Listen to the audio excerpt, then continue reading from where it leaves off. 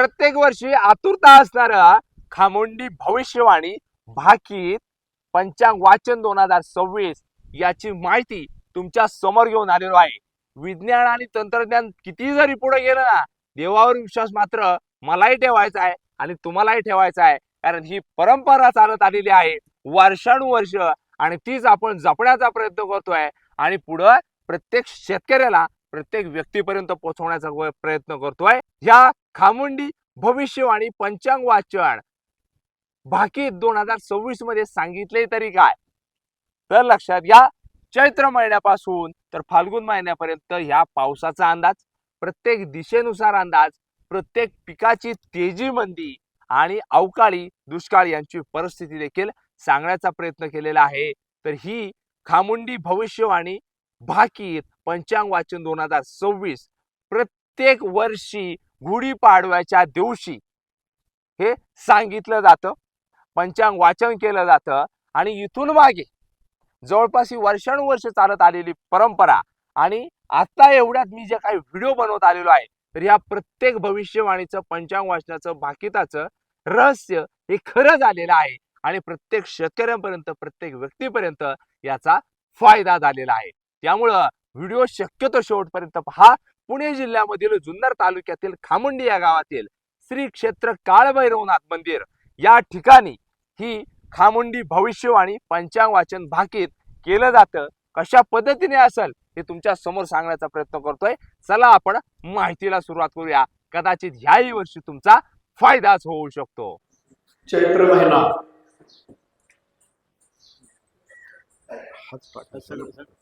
खाली टाकून हा टाकायचा, थोडा पाऊस आहे।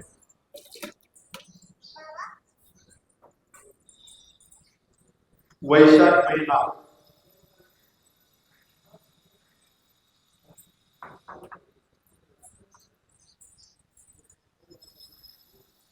वैशाखात पाऊस आहे। अधिक ज्येष्ठ महिना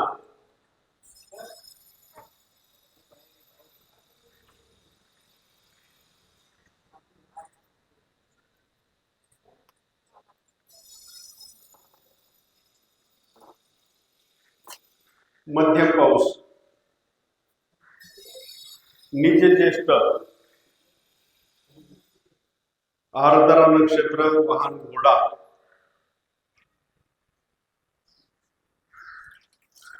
पाऊस आहे।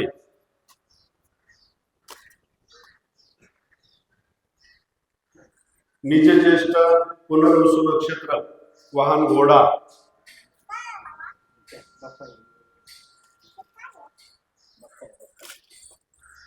थोडा पाऊस। आषाढ महिना पुष्य नक्षत्र वाहन उंदीर।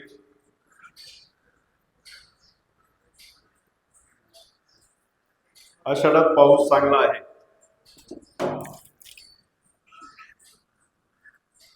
आषाढ महिना आश्लेषा नक्षत्र वाहन हत्ती।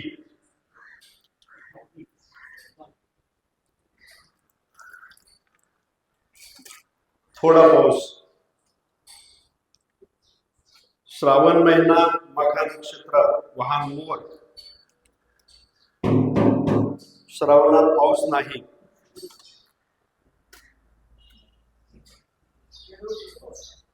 श्रावण महिना पूर्वा नक्षत्र वाहन गाढव।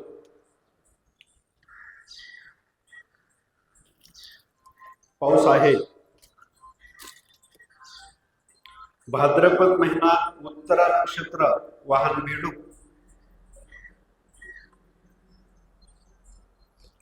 थोडा पाऊस।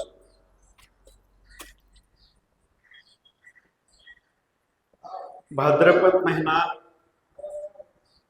हस्त नक्षत्र वाहन उंदीर। पाऊस आहे। भाद्रपद महिना चित्रा नक्षत्र वाहन घोडा। थोडा पाऊस।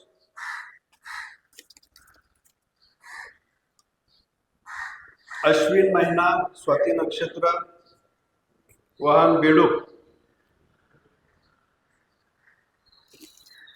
चांगला पाऊस.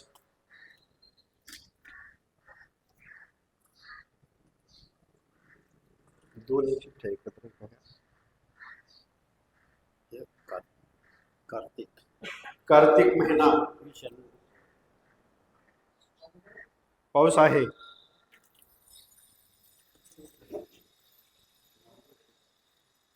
मार्गशीर्ष महिना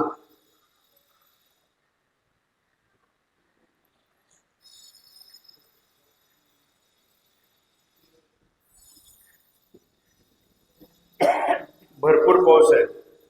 पौष महिना पौष महिन्यात थोडा पाऊस आहे.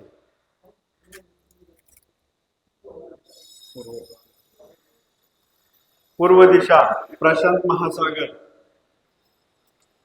पूर्व दिशेकडून भरपूर पाऊस आहे.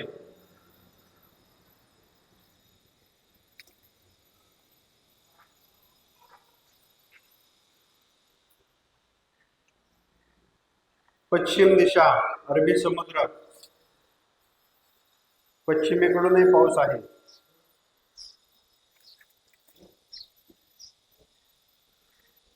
उत्तर दिशा उत्तर दिशेकडून काही पाऊस नाही, कोरडी दिशा आहे. दक्षिण दिशा दक्षिणेकडूनही पाऊस आहे.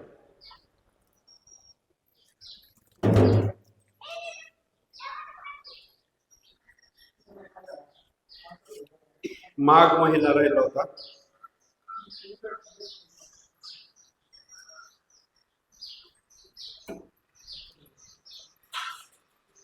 माघ महिन्यामध्ये भरपूर पाऊस आहे.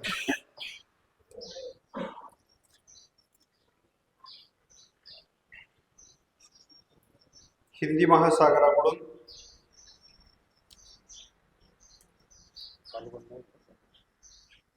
हे फाल्गुन महिना. फाल्गुन महिन्यामध्ये भरपूर पाऊस आहे.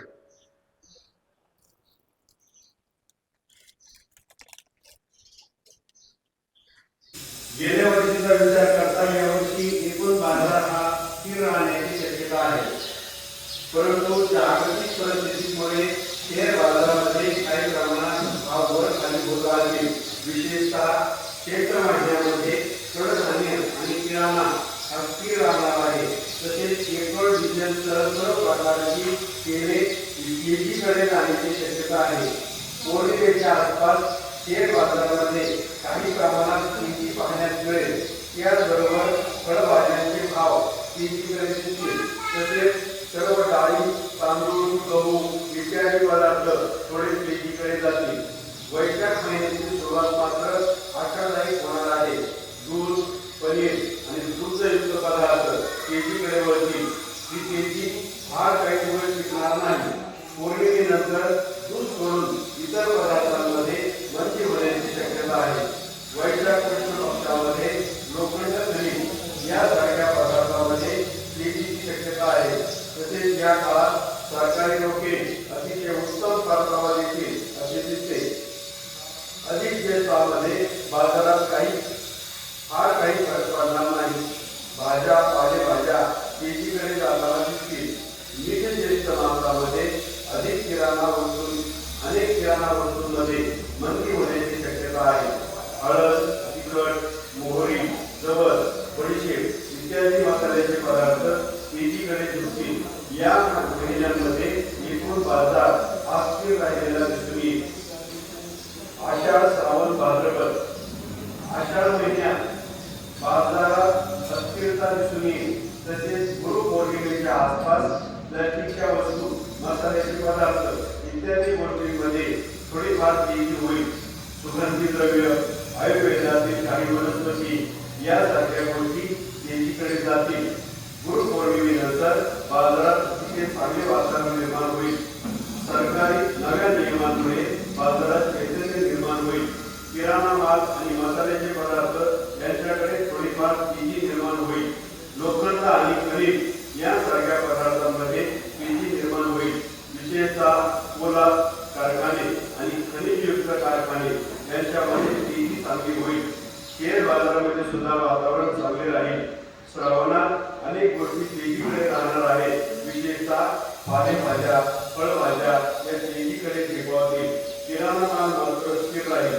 पौर्णिमेनंतर बाजारात, शेअर बाजारात थोडीफार मंदी जाणवेल, परंतु मंदी फार दिवस राहणार नाही.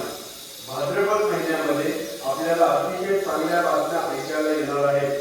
सरकारी, निमसरकारी व्याजाचे दर वाढल्यामुळे छोट्या मोठ्या गुंतवणूकदारांना चांगला फायदा मिळेल. भाद्रपद पौर्णिमेनंतर पितृपक्षात बाजारात थोडीफार मंदी जाणवेल, परंतु ही फार काळ चालणार नाही. नवरात्राचे आगमन मात्र अतिशय सुंदर होण्याची शक्यता आहे. अश्विन, कार्तिक, मार्गशीर्ष अश्विन महिन्याची सुरुवात जशी तेजीकडे राहील, नवरात्रामध्ये जवळपास सर्वच बाजारांमध्ये तेजी राहील. पण सरकारी, निमसरकारी रोखे किंवा व्याजदर कमी होण्याची शक्यता आहे. सुवर्ण, रौप्य यामध्ये तेजी निर्माण होईल. विशेषतः चैनीच्या वस्तूंमध्ये तेजी निर्माण झाल्याने इतर बाजारभाव त्याचा काही परिणाम होण्याची शक्यता आहे. सुगंधित तेले, अत्तरे हे सुद्धा तेजीकडे झुकण्याची शक्यता आहे. तेलयुक्त पदार्थ, तीळ, शेंगदाणे, तेलबिया यांसारख्या गोष्टींमध्ये थोड्याफार प्रमाणात मंदी होईल. कार्तिक महिन्याची सुरुवात मात्र थोडीशी मंदीकडे झुकलेली दिसेल. मसाल्याचे पदार्थ, धने, जिरे, मिरची, तयार मसाले यामध्ये तेजी निर्माण होईल. खनिज तेल, पेट्रोल, डिझेल, रॉकेल यामध्ये थोडी मंदी जाणवेल. इलेक्ट्रॉनिक वस्तू, मोबाईल, संगणक या विषयात देखील मंदी जाणवणार आहे. मार्गशीर्ष मात्र आपल्याला थोडा तेजीकडे घेऊन जाणार आहे. कापूस आणि सुती तयार कपडे यामध्ये चांगली तेजी होईल, पण रेशीम, कलम कापडामध्ये काही प्रमाणात मंदी जाणवण्याची शक्यता आहे. शेअर बाजाराचे वातावरण काही प्रमाणात स्थिर राहण्याची शक्यता आहे. गृहकर्ज, वाहन कर्ज इत्यादीवरील व्याजदर कमी होण्याची शक्यता आहे. दत्त जयंतीनंतर तांबे, पितळ, गुळ हे पदार्थ मात्र जैसे ते राहील असे दिसते. पौष, माघ आणि फाल्गुन पौष महिन्यामध्ये प्लास्टिकच्या वस्तूंमध्ये तेजी जाणवेल. मसाल्याच्या पदार्थांमध्ये मंदी जाणवेल. आयुर्वेदिक वनस्पतींमध्ये तेजी निर्माण होण्याची शक्यता आहे. एकंदर पौष महिना थोडाफार तेजीकडे राहणार आहे, पण मसाल्याचे पदार्थ, तिखट, जिरे, धने इत्यादी थोडेफार मंदीकडे झुकतील. जमिनीखाली होणारे पदार्थ, उदाहरणार्थ कांदा, बटाटा या विषयांमध्ये बाजार तेजीकडे झेपावणार आहे. माघ महिन्यात सोने, चांदी, मौल्यवान वस्तू हे तेजीकडे जातील, मात्र गुळ, सोडा मंदीकडे जाण्याची शक्यता आहे. जमीन, घरे वगैरे गोष्टी भाव कमी होण्याची शक्यता आहे. तंबाखूजन्य पदार्थ, कागद, छपाईचे सामान तेजीकडे जाईल. साखर, गहू, किराणा यामध्ये आवक कमी झाल्यामुळे थोडीफार तेजी होण्याची शक्यता आहे. फाल्गुन महिन्याचा विचार करता विजेवर चालणारी यंत्रे, घरगुती उपकरणे मंदीकडे जातील. 2 चाकी, 4 चाकी गाड्यांचे दर कमी होण्याची शक्यता आहे, परंतु या गाड्यांना लागणारे स्पेअर पार्ट हे तेजीकडे जाण्याची शक्यता आहे. ॲल्युमिनियम आणि तत्सम धातू यामध्ये मंदी जाणवेल.